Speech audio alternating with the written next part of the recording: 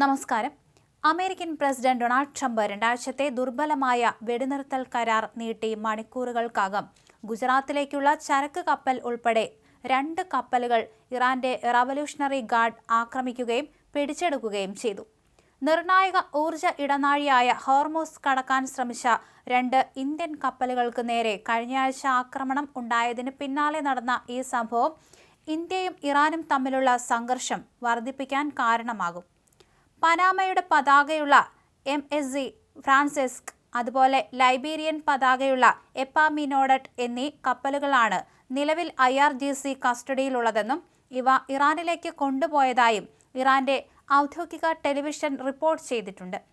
Oman ഉൾക്കടലിന് സമീപം US നാവിക ഉപരോധത്തിന്റെ ഭാഗമായി 2 ഇറാനിയൻ ചരക്ക് കപ്പലുകൾ US മറീനുകൾ പിടിച്ചെടുത്തതിന് പകരമായിട്ടാണ് ഇറാന്റെ ഈ നീക്കമെന്നാണ് വിലയിരുത്തപ്പെടുന്നത്.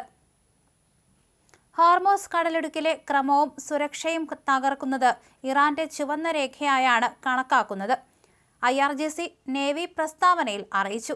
കപ്പലുകൾക്ക് മേൽ ചാർജുകളും ട്രാൻസിറ്റ് ഫീസും ഏർപ്പെടുത്തിയതിനെക്കുറിച്ച് റവല്യൂഷണറി ഗാർഡ് ആലോചിക്കുന്നുണ്ടെന്നും ഏത് കപ്പൽ കടന്നു പോകുമ്പോഴും തങ്ങളുമായി ഏകോപനം നടത്തണമെന്നും അവർ അറിയിച്ചതായി അൽ ജസീറ റിപ്പോർട്ട് ചെയ്യുന്നുണ്ട്. ഹോർമൂസ് ഇടുക്കിൽ നിന്ന് 2 കപ്പലുകൾക്ക് നേരെ വെടിവെപ്പ് നടന്നതായും നിയമലംഘനം നടത്തിയ 2 കപ്പലുകൾ പിടിച്ചെടുത്തതായും ഇറാന്റെ റവല്യൂഷണറി ഗാർഡ് അറിയിക്കുകയും ചെയ്തു.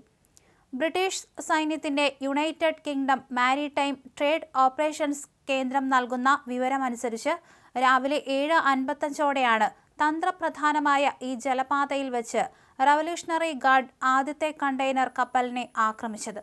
ആക്രമണത്തിൽ കപ്പലിന് കേടുപാടുകൾ സംഭവിച്ചു. യാതൊരു മുന്നറിയിപ്പുമില്ലാതെയാണ് ഇറാനിയൻ ഗൺബോട്ട് വെടിയുതിർത്തതെന്ന് യുണൈറ്റഡ് കിങ്ഡം മാരിടൈം ഓപ്പറേഷൻ വ്യക്തമാക്കി. ഭാഗ്യവശാൽ സംഭവത്തിൽ ആർക്കും തന്നെ പരിക്ക് പറ്റിയിട്ടില്ല. പരിസ്ഥിതി ആഘാതങ്ങളും റിപ്പോർട്ട് ചെയ്യപ്പെട്ടിട്ടില്ല. രണ്ടാമത്തെ ആക്രമണത്തിൽ ഒരു ചരക്ക് കപ്പലിന് നേരെ വെടിവെപ്പ് ഉണ്ടാവുകയും കപ്പൽ ജലമധ്യേ തടയപ്പെടുകയും ചെയ്തു. എന്നാൽ ഈ കപ്പലിന് നാശനഷ്ടങ്ങൾ സംഭവിച്ചിട്ടില്ല എന്നാണ് റിപ്പോർട്ട്. ഹോർമൂസിന് സമീപം അമേരിക്ക ഏർപ്പെടുത്തിയ നാവിക ഉപരോധം ലംഘിക്കാൻ ശ്രമിച്ച ഇറാനിയൻ ചരക്ക് കപ്പലിനെ ഞായറാഴ്ച US ആക്രമിക്കുകയും പിടിച്ചെടുക്കുകയും ചെയ്തു.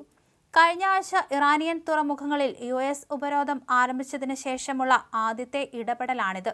അമേരിക്കയുടെ ഈ നടപടി കടൽ കൊള്ളയാണെന്നും വെടിനിർത്തൽ കരാറിന്റെ ലംഘനമാണെന്നും ഇറാന്റെ സംയുക്ത സൈനിക കമാൻഡ് വിശേഷിപ്പിച്ചതായി അവിടുത്തെ സർക്കാർ ടെലിവിഷൻ റിപ്പോർട്ട് ചെയ്തിട്ടുണ്ട്.